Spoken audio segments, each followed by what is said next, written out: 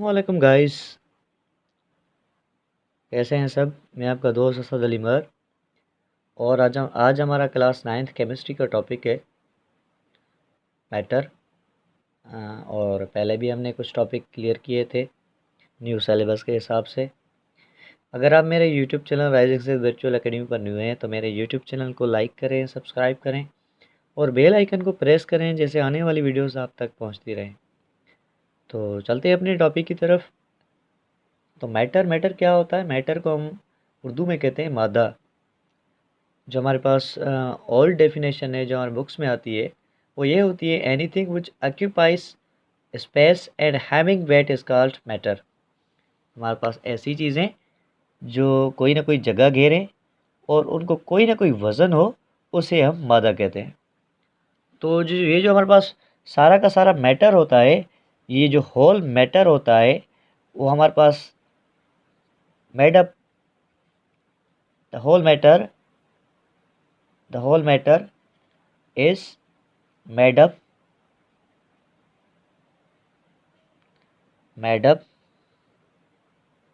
of small particles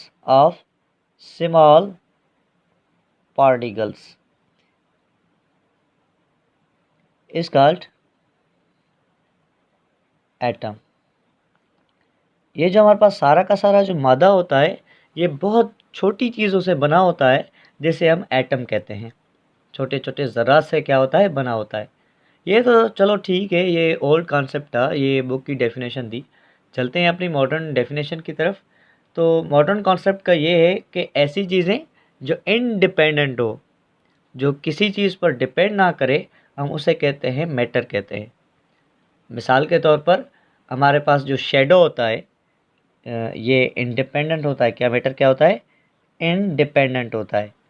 किसी भी चीज़ पर डिपेंड ना करे, किसी भी चीज़ की वजह से ना हो, आज़ाद हो, उसे हम क्या कहते हैं? मैटर कहते हैं। तो फॉर एग्ज़ाम्पल हमारे पास कोई शेडो होता है, जिसे हम साया कहते हैं। शेडो, साया। ये जो हमारे पास साया होता है, ये बस मैटर नहीं है। ये क्या है? Not a matter. ये हमारे पास मैटर नहीं है। ये हमारे पास क्यों मैटर नहीं है? ये हमारे पास किसी चीज़ से बना हुआ है। मिसाल के तौर पर इस पेन का शेडो बनता है, तो हम ये पेन हटा देंगे, ये तो शेडो हट जाएगा। अगर कोई बुक का शेडो है, कोई दीवार का शेडो है, ये उसी की वजह से है। जब ये दीवार नहीं होगी, ये बुक नहीं होगा, तो हमारे पास शेडो नहीं होगा। तो हम मैटर को टच कर सकते हैं, उसे कोई ना कोई स्पेस होती है, मगर हमारे पास शेडो को कोई ना कोई स्पेस नहीं घेरता, नहीं वो उसे हम टच कर सकते हैं। और अगर उसकी जगह पर कोई और चीज़ रख लें तो वो वहाँ पर आ जाएगी। तो हमारा जो शेडो होता है वो डिपेंडेंट होता है, जो हमारे पास मैटर होता है वो इंडिपेंडेंट होता है। कोई भी चीज़ जो इंडिपेंडेंट हो, वो हमारे पास क्या होती है? मैटर होती है। तो बेसिकली जो हमारे पास मैटर होता है वो क्या होता है? There are 3 common states. जो हमारे पास बेसिकली जो हर जगह पर जो स्टेट्स ऑफ मैटर मौजूद होती हैं, वो बेसिकली हमारे पास क्या होती है? 3 होती हैं। States of matter. मगर and plasma is considered the fourth state of matter. हमारे पास जो 3 तो हमारे पास कॉमन जो स्टेट्स होती हैं वो मैटर की होती हैं, मगर हमारे पास एक और भी स्टेट होती है जिसे हम प्लाज्मा कहते हैं। ये प्लाज्मा हमारे पास क्या होती है? ये बेसिकली क्या होती है? रोशनी होती है। ये बेसिकली हमारे पास क्या होती है? रोशनी होती है। प्लाज्मा हम किसे कहते हैं? रोशनी को कहते हैं। तो चलते हैं इन स्टेट्स को डिफ़ाइन करते हैं। जो सबसे पास हमारे पास पहली जो हमारे पास स्टेट होती है, उसे हम कहते हैं सॉलिड स्टेट। जो हमें मैटर मिलता है एक सॉलिड स्टेट में मिलता है। सॉलिड स्टेट उसे कहते हैं जो ठोस हो। ये सॉलिड स्टेट क्या होती है? इट हैज़ particular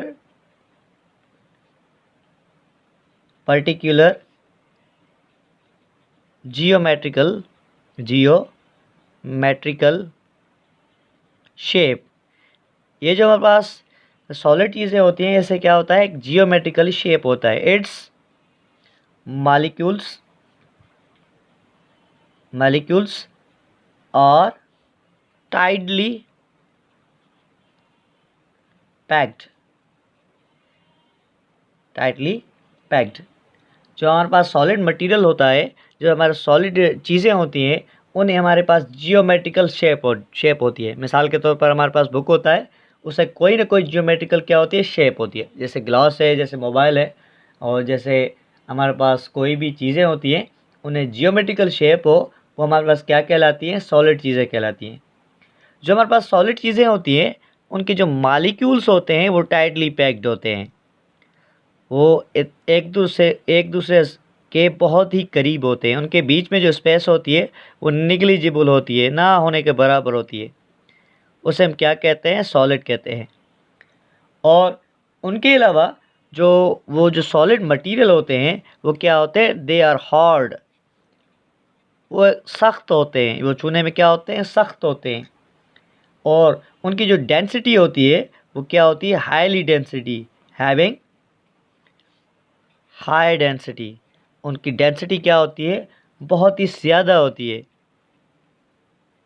उनकी डेंसिटी क्या होती है, बहुत ही ज़्यादा होती है। जो हमारे पास सॉलिड मटेरियल होते हैं वो हमारे पास क्या होती है, फॉर एग्जांपल हमारे पास वुड होता है, ये भी हमारे पास क्या है, सॉलिड मटेरियल है। आयरन है, ये भी हमारे पास सॉलिड मटेरियल है।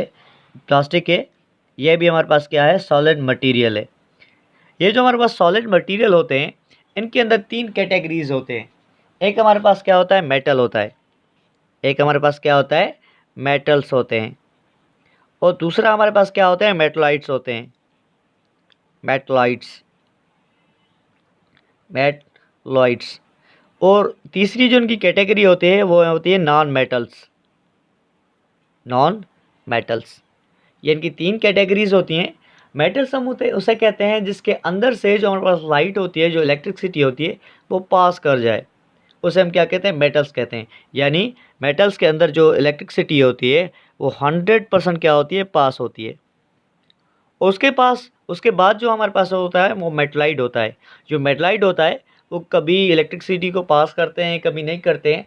इनके अंदर जो इलेक्ट्रिसिटी होती है वो 50% क्या होती है, पास होती है। हमारे पास बिजली होती है, लाइट होती है, वो 50% क्या हो जाती है, पास हो जाती है। जो हमारे पास नॉन मेटल्स होते हैं वो 0% इलेक्ट्रिसिटी को क्या करते हैं, पास करते हैं। जैसे हमारे पास सूखी लकड़ी होती है, और जैसे हमारे पास कपास होती है, कपड़ा होता है, कोई भी चीज़ें होती हैं, ऐसी चीज़ें जिनसे बिजली ना क्रॉस कर सके, उसे हम क्या कहते हैं, नॉन मेटल्स कहते हैं। मेटलाइट्स में जर्मेनियम होती है, सिलिकॉन होती है। ये जो चीज़ें होती हैं इससे जो 50% बिजली क्रॉस कर सकती है, 50% नहीं कर सकती। जो मेटलाइट्स होती है, मिसाल के तौर पर आयरन है, उसके अंदर जो इलेक्ट्रिसिटी है वो क्या करती है, वो पास हो जाती है। उसके बाद जो हमारे पास सेकंड स्टेट ऑफ मैटर है, उसे हम कहते हैं लिक्विड।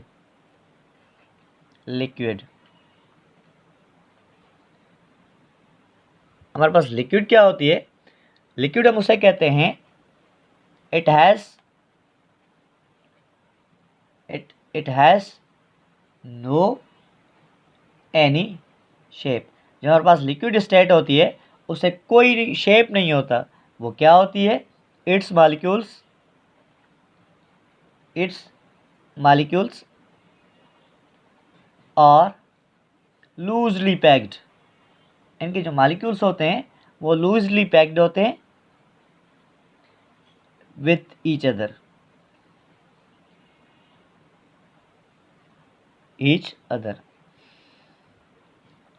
ये जो हमारे पास लिक्विड मटेरियल होता है, लिक्विड स्टेट होती है, ये लिक्विड स्टेट जो होती है ये इनको कोई शेप नहीं होती है। मिसाल के तौर पर हम किसी ग्लास में लिक्विड को डाल देते हैं तो ये ग्लास की जो शेप है वो अख्तियार कर लेता है।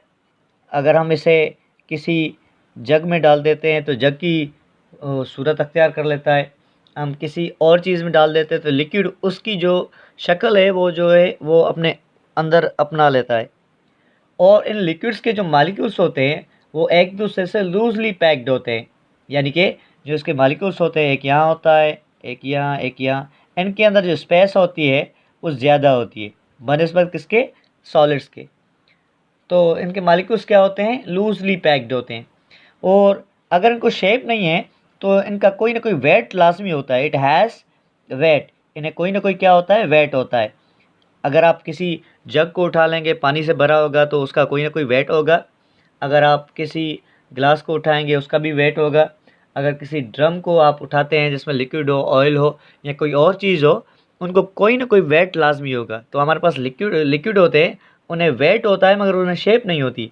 मिसाल के तौर पर हमारे पास जो वाटर होता है ये भी हमारे पास क्या है, लिक्विड है, लिक्विड फॉर्म है। जो हमारे पास मिल्क होता है ये भी हमें क्या है, एक लिक्विड फॉर्म में मिलता है। और इसके अलावा जो हमारे पास तीसरी स्टेट है उसे हम कहते हैं गैस। गैस क्या होती है, इट हैज़ नो शेप, इसे कोई शेप नहीं होती है। और ये क्या होती है, बट इट हैज़ वेट, इसे शेप तो नहीं होती मगर कोई ना कोई वेट होता है। और इट्स मालिक्यूल्स आर लूजली या फिर वाइडली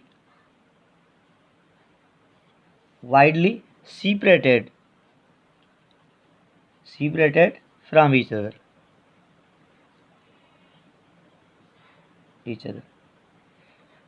जो हमारे पास गैस होती है उसको कोई शेप नहीं होती है। वो किस लिए शेप नहीं होती है, क्योंकि इनके मॉलिक्यूल्स जो होते हैं वो एक दूसरे से दूर दूर तक फैले होते हैं। अगर वो दूर दूर तक फैले होंगे तो उन्हें कोई शेप नहीं होगी। मगर शेप तो नहीं होती मगर इनको कोई ना कोई वेट लाजमी होता है। मिसाल के तौर पर हम एलपीजी जो हमारे पास गैस होती है या सीएनजी जो हम अपनी गाड़ियों में डालते हैं तो वो हम मेजर करते हैं केजीज़ में। जो हमारे पास केजी होता है, केजी हमारे पास कोई ना कोई वेट होता है, तो इन्हें कोई ना कोई वेट होता है मगर इन्हें पर्टिकुलर शेप नहीं होती। जो हमारे पास इनके मॉलिक्यूल्स होते हैं वो क्या होते हैं, लूजली और वाइडली सेपरेटेड। एक मॉलिक्यूल इधर, एक इधर, एक इधर, यानी कि एक दूसरे से बहुत ज़्यादा इसके अंदर स्पेस होती है। ये सेपरेटेड होते हैं एक दूसरे से बहुत ही ज़्यादा।